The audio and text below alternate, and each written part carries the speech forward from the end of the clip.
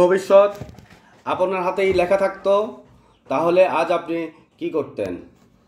ভাই ও বোনেরা, আজ আমরা এমন একটি সময় দাঁড়িয়ে আছি যখন আমাদের সিদ্ধান্তগুলো শুধু আমাদের নয়, আমাদের পরবর্তী প্রজন্মের ভবিষ্যৎকেও নির্ধারণ করবে। ক্ষমতাসীনদের একের পর এক ভুল সিদ্ধান্তে আমাদের শিক্ষা, স্বাস্থ্য এবং কর্মসংস্থান ব্যবস্থা ভেঙে পড়েছে।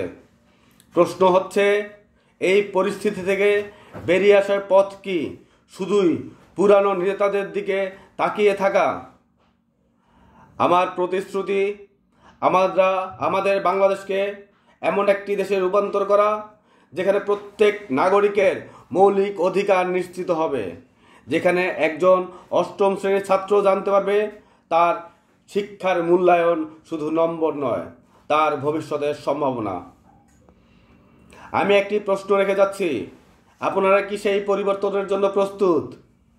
পরিবর্তন হবে, কিন্তু সেই পরিবর্তন আনবে আপনারাই। শিক্ষার্থী, যুবক, শ্রমিক, শিক্ষক, আপনারা সবাই এই আন্দোলনের অংশীদার। এই মাটিতে স্বপ্ন বুনতে আসুন। আমরা একসাথে এমন একটি বাংলাদেশ গড়ব যেটি হবে বিশ্বের সামনে একটি উদাহরণ।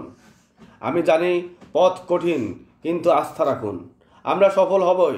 আমাদের সামনে সময় কম, সিদ্ধান্ত নিন। এই লড়াই শুধু আমার নয়, এই লড়াই আমাদের। মোহাম্মদ জহিরুল আলম সৌরভ, আপনাদের কণ্ঠ, আপনাদের বন্ধু।